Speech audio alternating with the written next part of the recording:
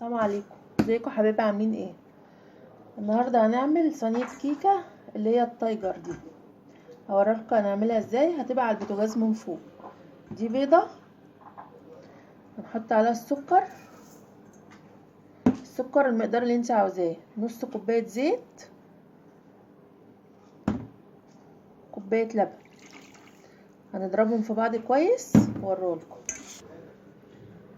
كده ضربتهم اهم كويس، ودول كوبايتين دقيق منخولين. هننزل بيهم كده.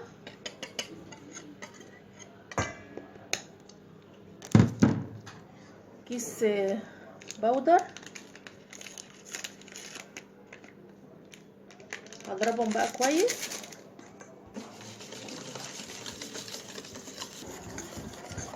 ضربتها كويس اهي. بص التقل بتاعها. هقسمها بقى على 2 واوريكم هنعمل فيها ايه. كده انا قسمتها 2 اهو. النص ده حطيت عليه كاكاو خام، وهقلبه كويس. ولو حسيت ان هو تقل معايا هحط عليه شويه لبن، معلقتين لبن، واوريهولكم. دلوقتي الصينيه اهي انا دهنتها زيت وحطيت فيها ورق زبده، وهوريكم دلوقتي هنعمل ايه. هناخد كده معلقه من دي، يعني معلقه ومعلقه كده،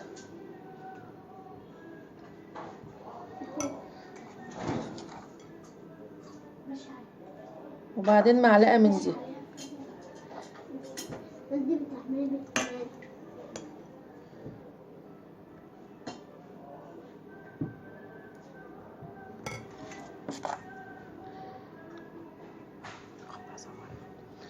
كده معلقه ومعلقه.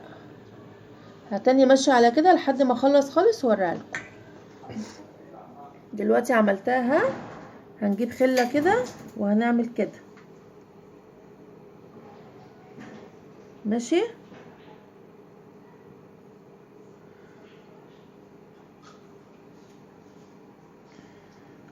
هنرجع بقى ننزل كده.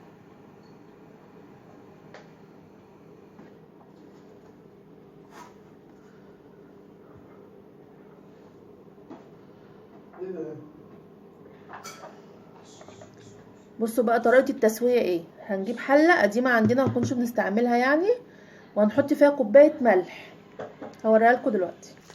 حلة سخنة، هحط فيها كوباية ملح كده،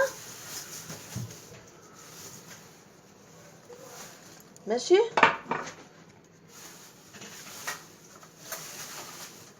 هنجيب طبق نقلبه بقى كده،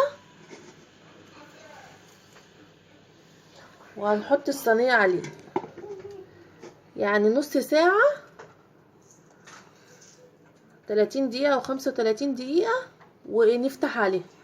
ما تفتحيش عليها قبل كده، هي زي ما هي كده، وتغطيها بغطا كويس. خلصت اهي. خدت ساعة بالظبط على النار، عشان موطيه النار خالص. لسه مطلعاها دلوقتي، يا دوب قطعتها كده، لسه سخنة كمان. بصوا عاملة ازاي.